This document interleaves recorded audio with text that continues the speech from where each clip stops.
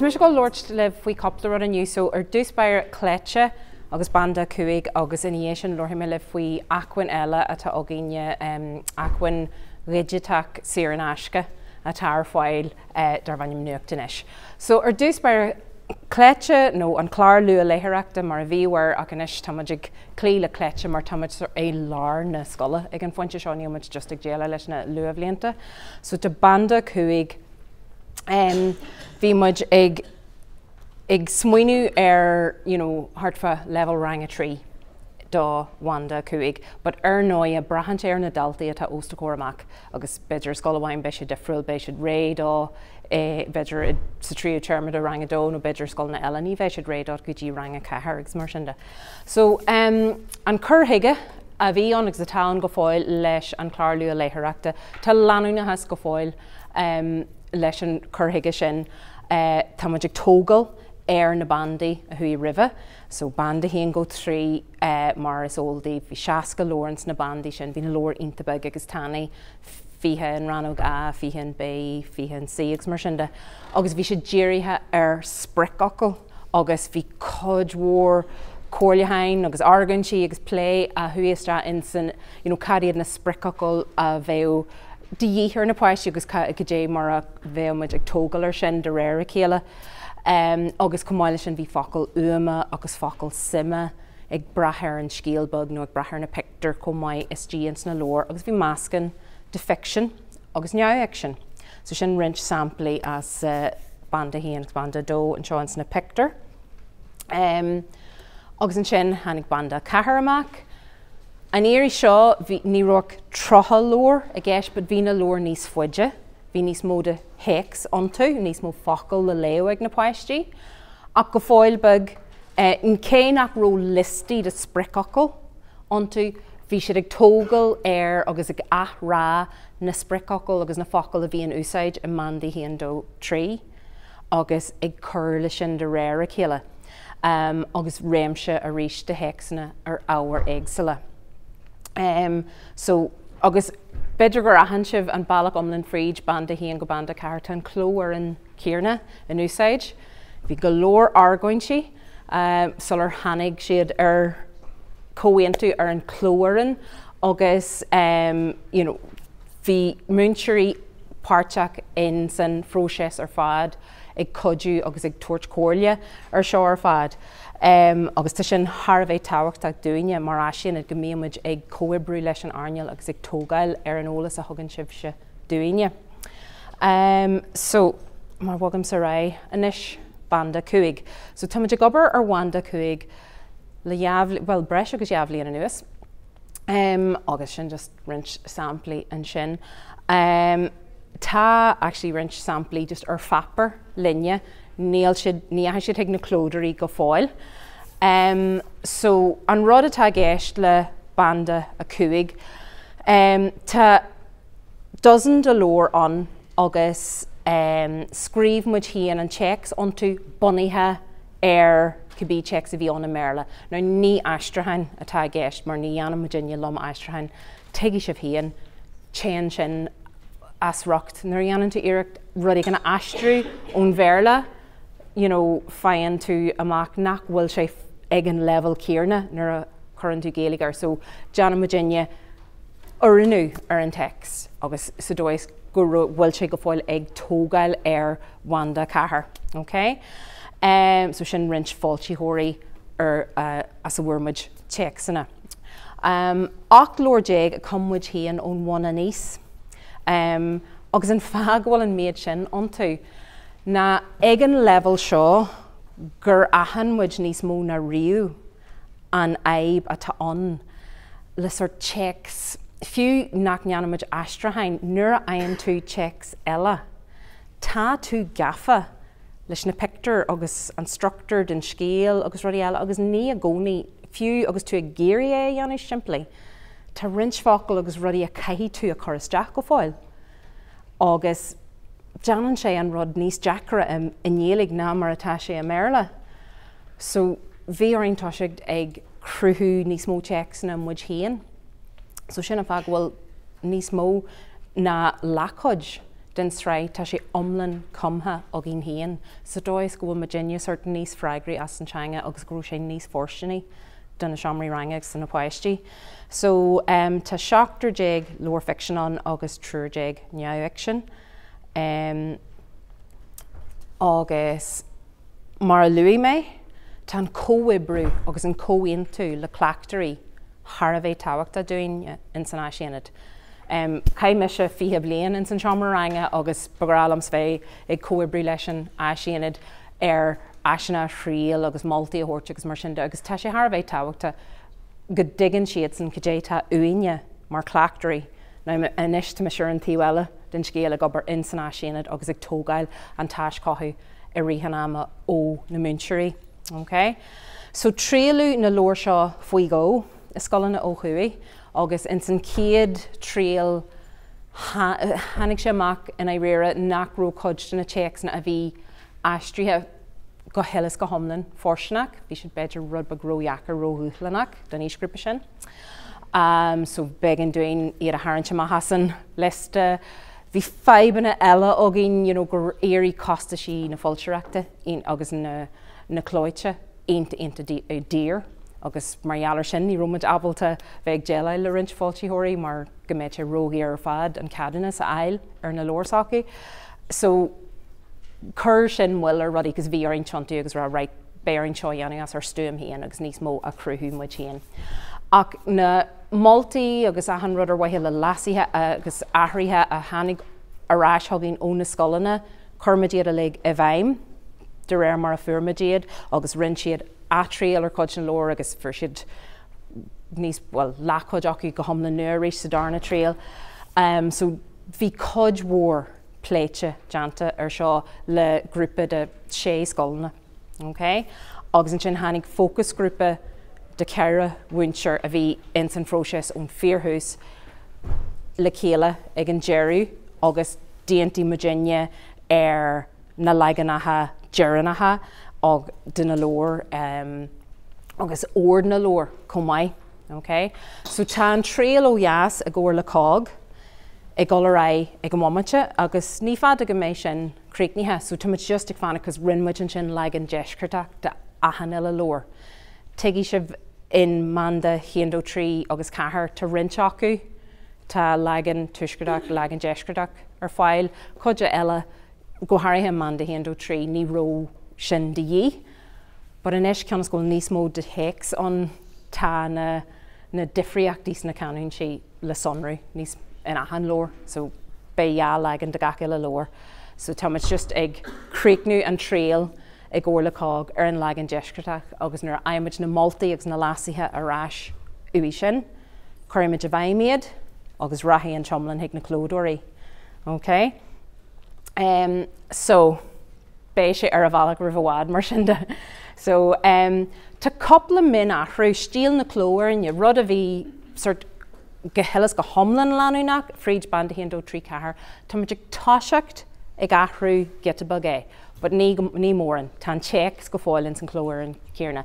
But beidir teidil an leor nó ceann teidil ar lehanana, beidir go bhfuil coppla stíl eile nó lipid ar fector coppla stíl eile le sonrú antú. Just go mé taithí ag na páistí, tá Virginia ag smuintú right tá tú hartfa rang a trí leis an level seo, so tá na páistí sin a garcart agus ag feicil checks cloite in áitina éagsla I leor agus tá siad clachtaithe le rudaí a eiceil atá rubag difriúil ón sort checks a bhí an bhealach amlan féid tá agin smail am sa híon mar bhainseir tá agad an A atá oscailte hán Times New Roman is mail am an G atá cinneal jazz circla ag an mháin agus an Y agus na litrathe T atá sillir mar T agus hán mar moide.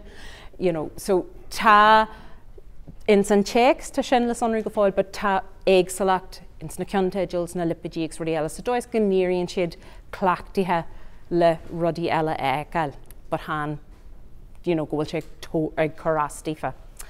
Tá scéaltaí agus checks na níos fuide I gceist. Now bhí structúr agus coibhréir I gcónaí I gceist le banda hiandó trí agus cethir. But táid a chur níos mó de ócas ar cuasaí gramadí I manda cuaig. Wahí na Múnseirí I lár na scoile caithi tú really tuairt faoi an gramada a eisiom leirú agus a bhíú don na páirtí. Hán gachail rud, but go háirithe rudí cos leis na heimseoirí. So bé nuair a hagan na gríbíochtaí amach ina dhé sin, bé obair bunaithe ar cuasaí gramadaí ag gol leis an checks Comhairle tascanna you know, an léabhair agus tascanna cibhne agus rudí mar eile mar sin agus, you know, ar na focail ag étaíonn. So san omlann táid géirí skill agus féon wainin an foaiste sa léitheoireacht a ardú de réir a chéile. Agus tá sé táhachtta go nárcann tú ar an bhanda ina omlanne an trotha lóir agus go déan tú phríofa ó bhain go bar so ó hús go déirú san ord sin. Mar tá differ suntasach idir an céad lóir cuaig a híon agus an ceann dearnach cuaig sí a dé in san caighdean agus an méad de réir a chéile béisiad ag tógáil ar an ocail stór agus ar na skill na léitheoireachta agus ar an muinnín léitheoireachta. So ní héagla just right banda cuaig tosáid me go bí áit tá sé táhachtta go léann tú phríofa de réir a chéile. Okay? Agus sílam sin an méid atá agam le rá faoi banda cuaig, mar a lu méid rint sampla ag hart agus tá an gúilte ag fannacht orthaí seo cos tá go leor barnaí ó híomh ábhar léitheoireachta i lár na scoile.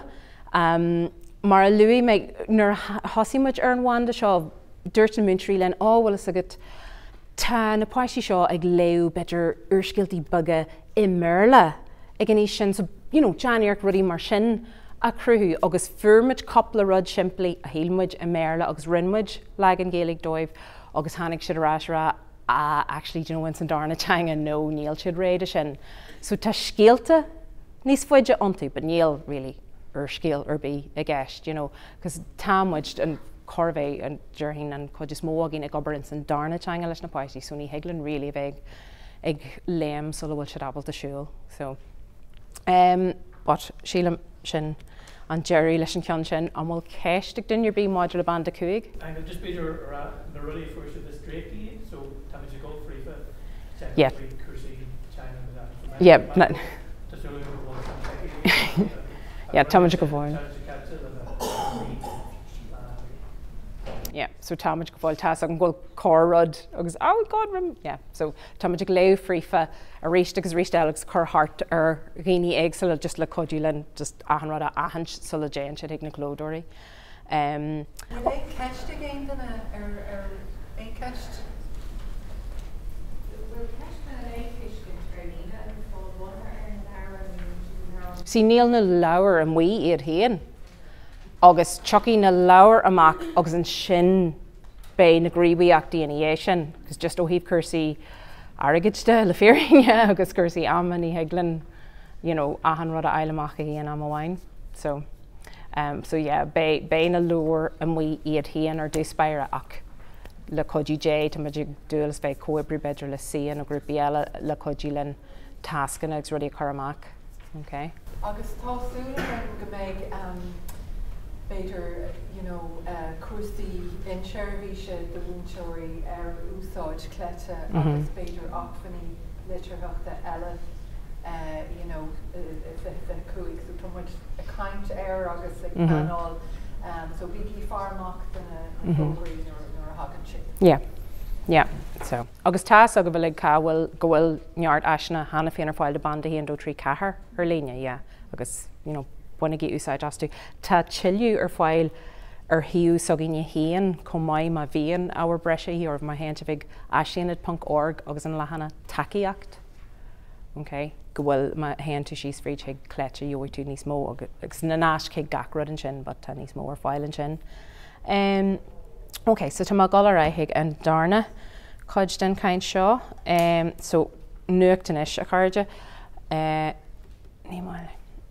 So seo le féirinne tá má buint úsáide as seoslein a dúsáid mé an nuirí mar ní ruach sílam cethar nó cuaigar a dan for me seall na réige nuirí agus faoin cuaig a club bhí an daine hiúil ag an solan nóir hiúil nóála. So ní ro mór an daine a dan le harcar seo, so hén mé lucht tumas a go an rud a athúsáid. So nuair dearann sé nua tá sé ar an ód le bliain, but níl an scéal a muí go thomlann ag daine. So an rud atá gceist na is Acmhainní Digiteach atá an siú Idirlín agus Curmagine alt nuachta in airde gach eile lá scola don adaltaí. Tá codmhór mhaith acu dírithe ar rang 4 5 agus 6 ach deanamid iarach freastal ar gach level de réir chéile so bíon rudí an duna luamhlíonta Comhairleoir agus de lár na scola. Okay? So nuair a churmuid nuacht anois le chéile, bhí curriculum teanga na bunscoile an mhaí agus bhíon crat curriculum in éteachtas amach Comhairleoir, so bhí muid rilí a gcarc ar go déhsg an tú le bheith cinnte gromuid ag freastal ar sin. So tuairthaí nuacht anois deistíomh na páistí a curracaint ag fhorbairt an teanga sin ó bhéil, ag fhorbairt an Comhairleoir agus ag fisrú agus ag buint úsáide as an teanga agus feici sibh sin níos muile agus mé ag gol fríd an siú é híon. Agus ar nóia tá muid ag géirí an fólam cóhaite áhar agus teanga a dhéanú in ar gcuid teagasc. So feici sibh nuair a haispeanam seo daobh gur bailach éifeachta í tá tú cólíonú an réimse fólama Digiteach agus ag an amcéarna tá tú garcar áhar eile agus thar am clúdaíimiid gach áhar ó éitim go staidir, idir socialta agus imhíal agus gach rud eile, but an Gaeilg fríd a an rud. Okay? So ma héim sa Ryan seo agus sin amach as crat curriculum na bunscoile leittheoireachta Digiteach. Agus tá agin le bhfuil sin bhád níos fosa a dhéanú a Merle, nó mar tá sé le deanú an Gaeilg. Ach tríd nuacht anois, hiag le bheith hiag leis na daltaí ní sinne, hocail os na bheith deanú taide, hocail ó bheith ag nasclanúint, fiú just tá PC fiseanan, tá garthg a fuam agus riile, tá golóir ólas an sin, má tá tú híana a géirí staidir dhéanú ar topic, tá golóir topic í clúdaithe a gin daobh hana féin, agus chuirthaí mé dinne leis de réir chéile.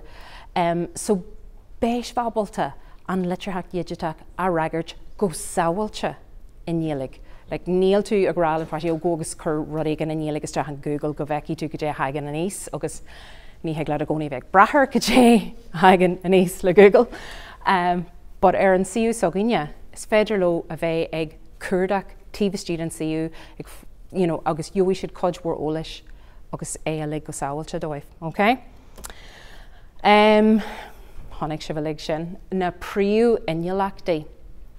So maithaíam go déaglann tic a chur le gach eile ceann acu agus se bheith úsáid nuacht anois a bheith slán mar a luí mé, a bheith ina bhólamóirí digitacha, a bheith matematicúil tá samplaí de alt a tá ceangailt leis an matematic agin, ina Comhairleoir agus an teanga úsáid, a bheith cruúthaíach ina bhólamóirí gríomhatha agus ina siaraní gríomhacha. So támuid ag chur tic le gach rud de réir chéile han in ahan ile alt, but má ghlachan tú an siú in omlanna agus má bhaineann tú úsáid as réimse de áhar ar bé tú ábalta tic a chur leis na gréithe agus na réimsí fólama ar fad ar an curriculum agus leis na príú innealachtaí ar fad.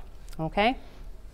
So tá má gáil sibh a ghlacu hiag an siú. So tá nuacht anois mar cod de hiú so ginne leanis.com, ghlacham leis go bhhaca sibh leanis hana féin, agus go bhfuil a bhfuil na cópanna digita de banda héan dó trí cethir ar leanis agus go bhfuil fuamraíonn leis na leabhair Comhairleoir.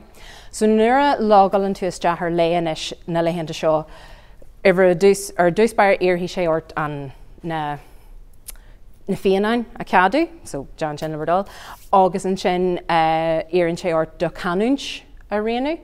Okay? Just ma haispeanam go gasadíh. So má tá tú go bar an siú higlaat an canúint a ahrú, ach ag an amcéarna just níl sé omlann canúnach.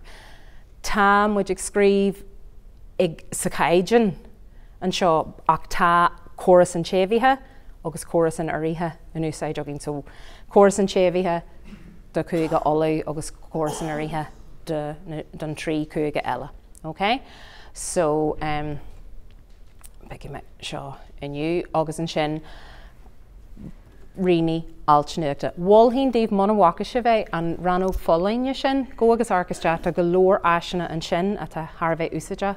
Bí Virginia a leigh dírítear ar bheorlainse a leitheanta seo tá tascan na deasa an sin agus tá iris leor agus lehan ibre agus leor ibre a bhaineann le meorlainse an sin agus thuigh arcar sin go Acmhainní. Ach seo anis nuacht anois. So a dús beire beidir go bhecinn se bhar an rothlóir seo bíon príú scéal sin scéalan le aniu agus an dá scéal is Jeremy. Agus hís faoi sin má leis go just mag lecham sí sé agus feici sibh ggólan leags an dátas an leniu an seo. Hís faoi sin má bhríonn se bhar an cripa sin dúi sibh na halt ar fad a tá agin, okay? Rahim me sin ar balbag. Clár na bhógraí an seo, má tá imachtar léigh tarlú, you know, mar hampla ó thuí faoi lethir tá seachtain saoilteacht bóthar ag tarlú mar ghfuil an aimsirínta dorathe agus mar sinnda. So Johnny muid beidir rudaí go mar sinna lua agus má tá alt agin a bhaineann leis an ábhar sin bé nasc a jiglibh clic a léir agus leanaid higan alt sin le níos mó óla se eil air. So faoi láthair tá comórtas agin, comórtas na gartaí nullig. Now tan comórtas seo ar reachtáil agin le ó gabhíl sa hochtéig in san tuisgurt agus bíon na páistí ag dúil go mór leis gach bliain agus fáim muid na céadta in trial dá. So má smaileh sin a chríal le daltaí sogah se goig ar ai bhrálan iarita se eil ó na scolanna ó Iasam léana. So just mar ólas breise, tá service mar seo ar siúil a dúisgurt in sna sé condíthe ó bhí mí anar gabhíl sa cúigtéig an. So tá muid másra ólagan is ar codéta íhir na scolanna agus tá muid abalta golóir aisna. Tá úsáid na scolanna ó thuí mar ciclabed na Gaeilge é.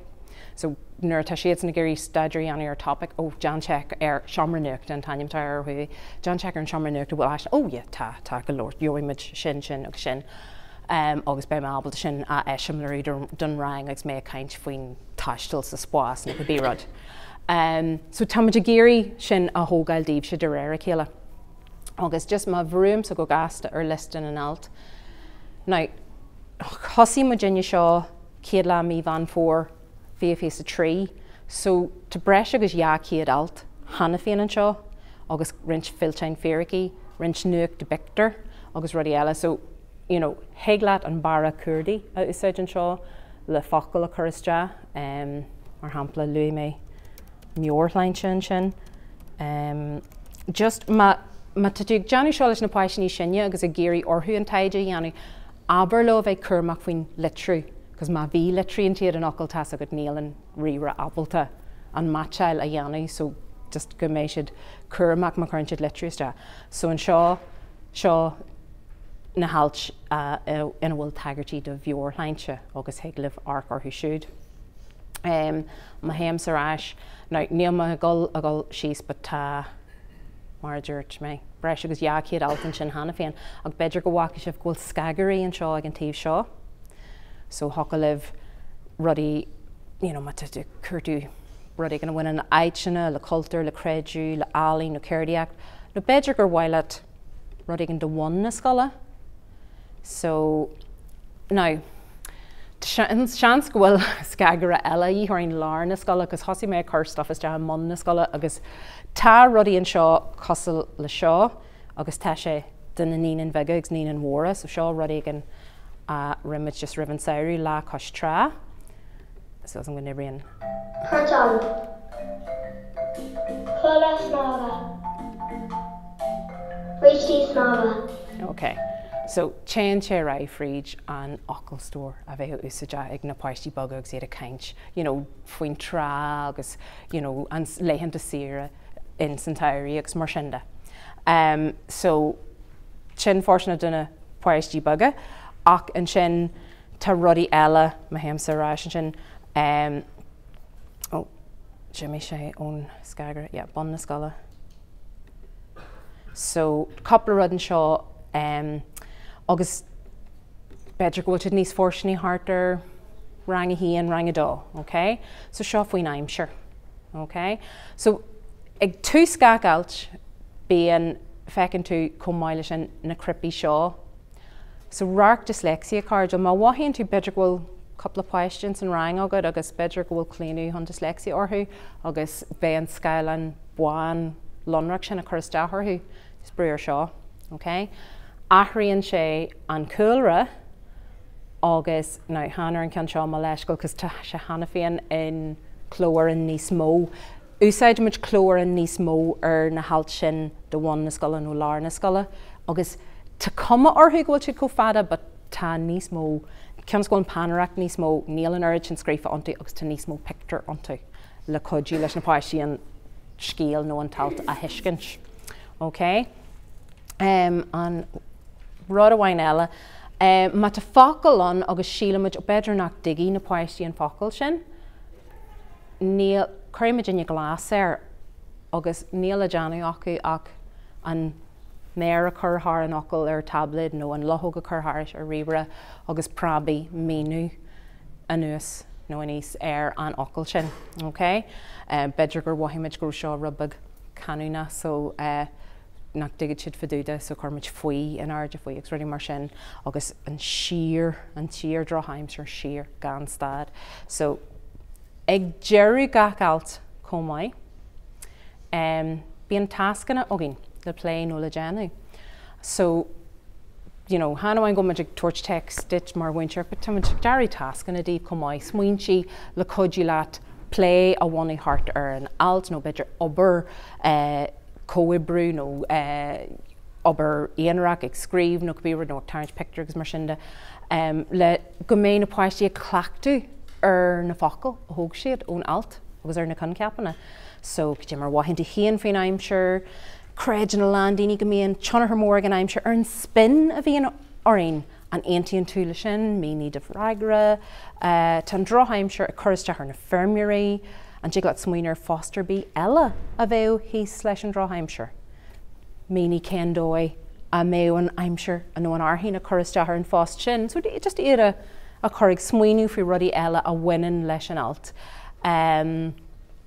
Agus bhfuil tú ábalta chur síos a dheanú ar cinne lethe difriúla aimsire an seo luí mé nasclanún so má clicalann siad ar an teach sa tá aibh si goram, glaci sé ag alt eile iad a bhaineann le haimsir agus an seo bhí túr na haimsire agus ag codú lo leis an focail a chur agus chur síos a dheanú ar na cinne lethe aimsirí éagsala agus an sin fiú an danbeg sin na gíthe a chuiriste an gíthe dúí bíonn si cruúis chuann si grú mar géine an gíthe nás bíonn si teas táis chuann si rathart ar chéalta agus a le héad. So deanimiid iirecht, you know, ranta agus danta agus rudí eile chuisteach go maidide na lár na scoile agus bun na scoile agus a ríist eile tascanna.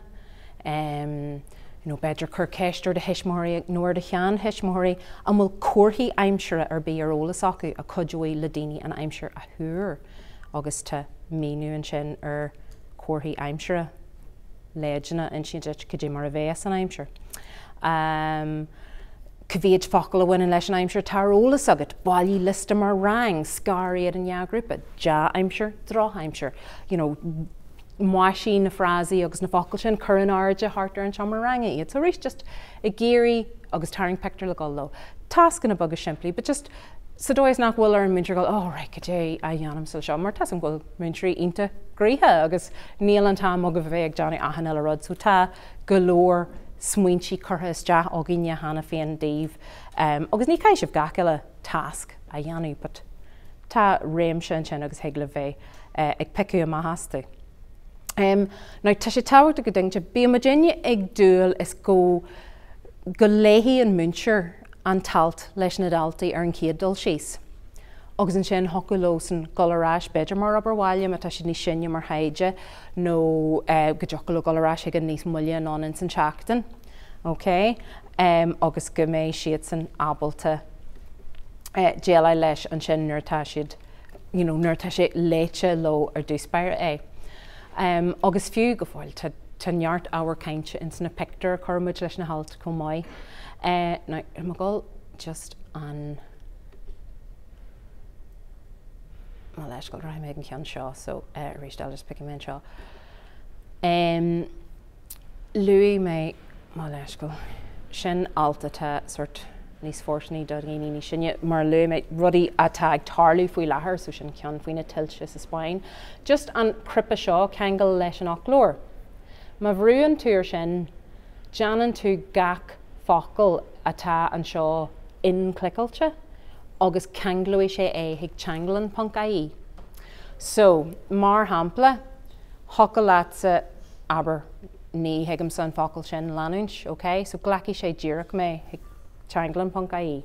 Now, rud a jocolad dhéanú leis na daltaí ní sinne na a hagus dóibh, so dheoi siad an míniú i Méarla ar dúspáire.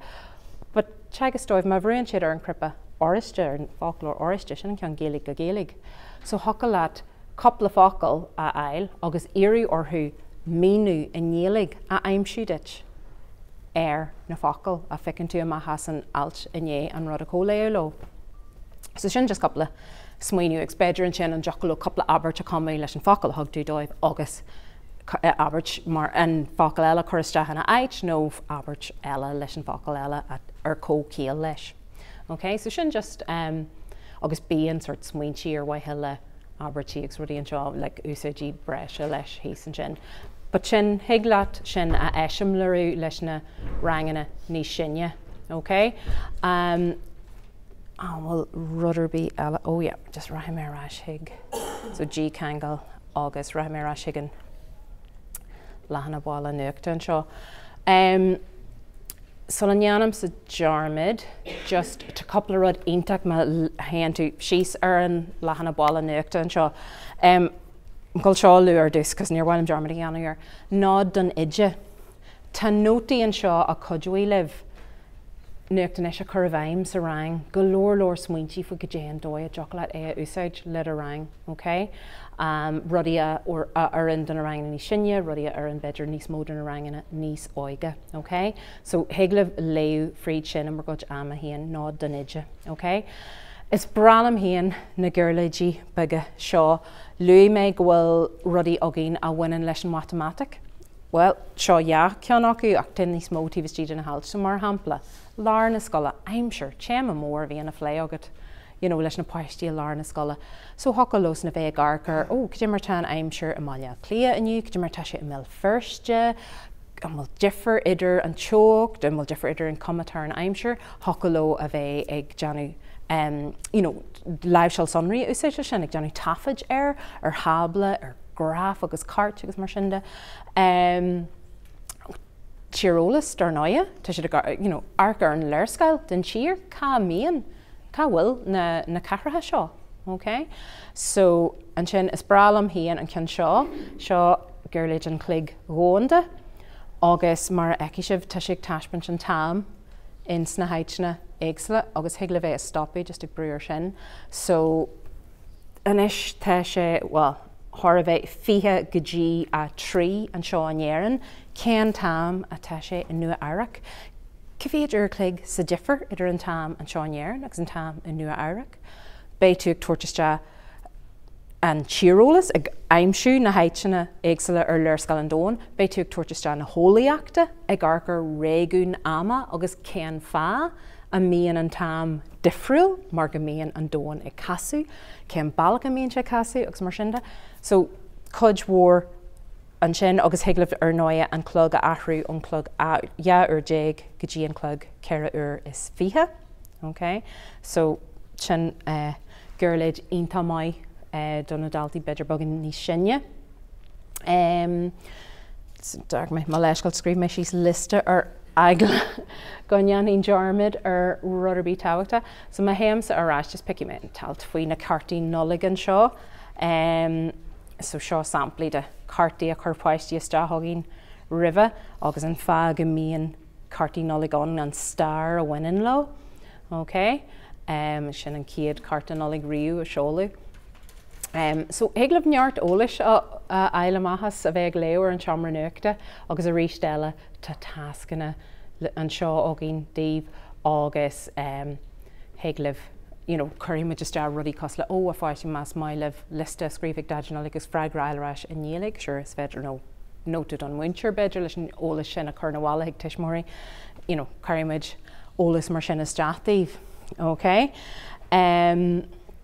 So luí mé beidir gur thug se fáidir tan panarach níos lú ar an alt seo na mar a bhí ar an ceann faoin aimseir, agus bhí an ceann faoin aimseir dírítear páistí níos óige, so mar luí mé cuma go bhfuil an checks, bhfuil an méid céarna an, bud le féirne tá níos lú focail an mar bhéadímuid an checks agus chuirmiid is níos mó pictar. So seo do daltaí beidir baganí níos sinne. Agus rud eile just ma bhruim sa ríist ar dyslexia card ibróí sé níos fearr leis na halt seo. Seo stíl clóirne dar bhainnim open dyslexic. Okay? So codúí sé leis na páistí faoin am tá siad ag barn na scoile gach seans go bhfuil diagnosis de dyslexia orthú agus codúí jarú an stíl clóirne seo le codú le páistí a bhfuil dyslexia orthú a bheith léú níos ag ahaint an difriidir na litrathe. So mar luí mé dach glas ar na tíirmí tá dúchlanach Aingeal leis an Acmhainní Ranga dyslexia cardal remission agus just rud a bhain luí mé go bhfuil se scrífa go caideanach ach tá sé scrífa ogine, so tá cléanú tá sé scrífa a ganúint oltach ar dúspáire. Agus mar a haspa mé chuirimiid is dear rudí cos le faoi an anad fadúda agus le héid. Ach tá cod den rudí an tarú mar hampla. Tá sin deanta tá muid ag riú ginúint sin, so cór teachí túr bhain cógla sin. Tarlíonn sé má bhí an adíocht cór tí ané animacal fearnscinna. Mar I gcóras an sébhíthe deartha rud an cosla ar an mhála mhór, deartha sibh se ar an mála mór. So seans go táimeid gobar agus tá gavan a gobar agus tá an codis móda na samplaí cóirithe again is, but seans go daigthe ar rud an cosla ar an mála mhór nach bhfuil go thomlan contrailte, but tá mar eile fíor anú go joci sibh sin, but just ma hagan sibh orthú héglah nóta chorthagin riomh chorthagin agus but táimeid a gobar, okay? An Rotherby eile. Oh yes, má leiscail, raithim mé rás hiigma Thorvig Cricníanis agus an rud dearnach tá gáil a Aingeal ag dé dearna páistí agus na múntrí faoi Nuacht Anois. So seo má bhuihas le so an go nibrion seo, okay, scoil seo scoil níomh bríd na dúnamh agus bhí siad na cóibrúlinn agus muid ag tríal seo céad tíirme den óir an nuirí, so just skipping my fríd cod de seo. Hard for sure. Here in German or 53. Right, sin ag táiseach denis. Dírítear, is muis éimhin ceatarsin agus tá an cuiidrón séú san seo scoilní bríd na dúnamh. Na coppla seaachtaí nuas, bhí mítíine i ggur go sig díúiste ar an ais Nuacht Anois agus caiim a raibh ó se bhil síos ionta maith Chomhairleoir leis an Mínítear réalacha agus na páistí le go an cuiidrón sé. An rud atá géis leis na bhfuil písaí léiríteachta scialtaí príomhscialtaí úra chuir suas ar an sríomh a an folamh agus táíonn seo iste cuasaí ratha rudí tá ag tarlú sa dóm faoi leithir. Rudí tá nua amsire agus rudí tá sanmid na páistí an. Tá siad siimplí agus tá siad practical agus an rud is mó hacmhainní lomsa faoi na ggóil méid sin féideachtaí ag buint leis an ais seo. Iné a an písaí léiríteachta tá tascanna dearthaithe deanta don Mínítear agus hí le na páistí díosbreachta dhéanamh na córadíochta na tuairimí a rint agus méid sin féideachtaí ag buint leis caiim a raibh. Is Stoiche an balla úsidjum sa is rang no mar chús no mar revre cheart gaelige tá mar taliste an Tionól vel an balla sin tá neart folklór úron tá sebis Tionól agus caiim a reg o se go síos intain tá mai ar fad tá suas mu mar sin solta se féin gurmíbe. Is mai lo nuacht anois mar tá scialtaí an gan lá agus tá siad anna simú. Tá le scialtaí simú agus ní amsha is fráil le gréide. Is mai lo nuacht anois mar chun siad smíoil. Tá le scialtaí go léir ar amsha agus fráil na tafa ag an deireadh. Okay, agus just so an anam sa German, rud a bhain eile. Mar a luí mé tá an service seo ar fáil ó thuí le rinshhaid blianta agus leabhaithe go mbeidh ins na Gaelscoileanna ó thuí agus mar sin de tá sé cineal ina ardan don na Gaelscoileanna bheith córinch deach leachtas, so tá just scoil altbag a bhain a hána agus deach thugine. Well, sampla hánagus dethgine ó scoil inún pádraig an teachtain se caiite agus bhí an teachtain fríomhoideachta an teachtain se caiite ó thuí.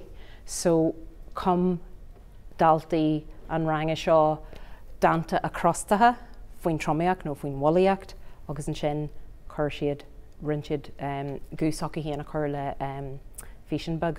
So. Tromia. Titan she amach le the reef $1 Oscar and Dars, Rwami and Sa'al, and well take Carpenor, Eager, Hafim, no, Kajila Rwami, Hit the Morales and Slow, to my Carpenor. Agus, so sin Dan and Forrester, agus Ciambag eile, just má crash bin am an cean seo ar Jerry Dave. Billia. The Billia like land of Farig, aber most open-ish and itchefel gatla, Orcus attack onto Caisleán Uidhilín ring. Hey, as rather mature. Hey, that Dinya of Gortu. So, so seo sampla for midú agus hílmuid go méid mai ar a haspint ar an siú ó Yas Comai.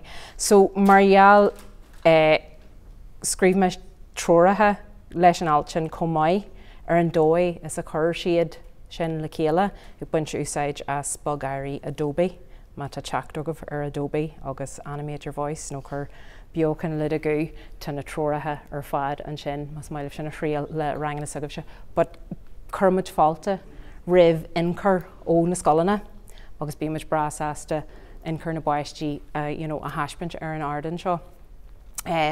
So agus mar luí mé bíon na Gaelscoileanna ó thuí a deagháil linn go minic agus dearthaí siad linn ó bhfuil is agad tá mé gobar ar an ábhar seo le mórang agus níl alt nó filtin féraí agah ar seomraíochta an legan ó thuí. Faoi seo nó beidir go bhfuil, but níl sé ar an level ceart de mórangsa tá mé cuairdeach rudígan a tá fórsanna do rang a híon sin na ní an bige an diglah rudígan a cruthú, so Johnny Virginia sin dóibh. Okay, so sin just so bígí a deagháilin a cairde tá an seolaí riamhhost an seo ar chlár na bhógraí, okay? Agus ag libh teagháil anú linn. An bhfuil ceiste den ar bí maidir le seo.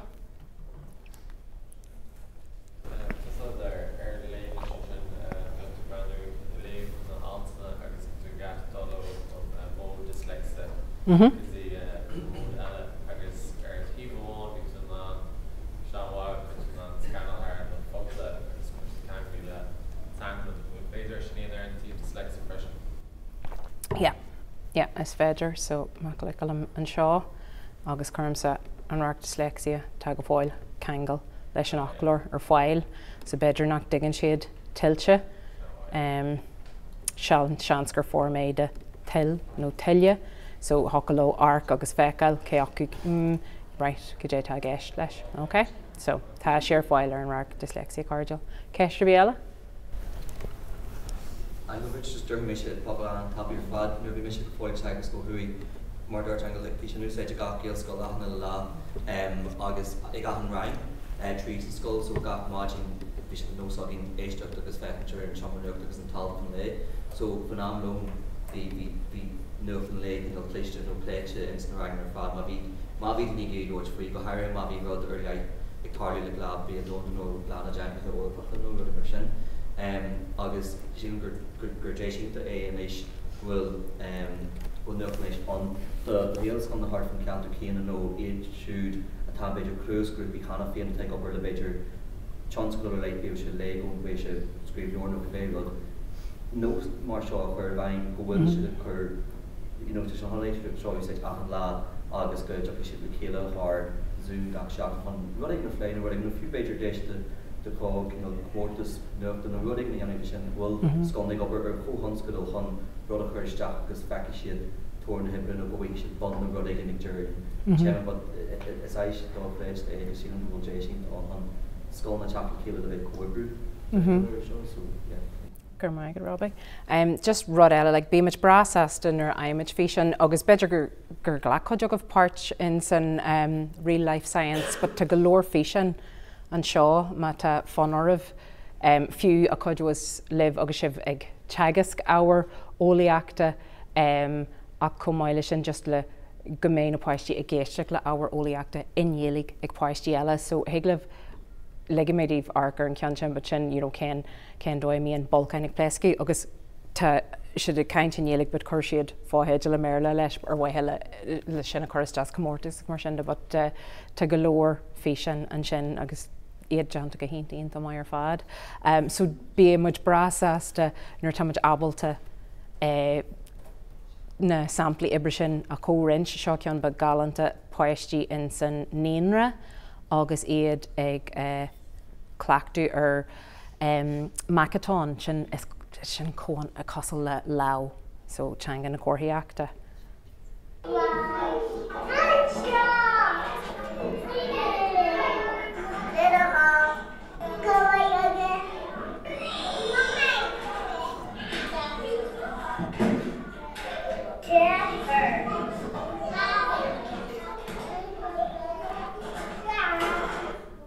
Okay. Agus tá is brá leis na páistí bheith arcar páistí eile.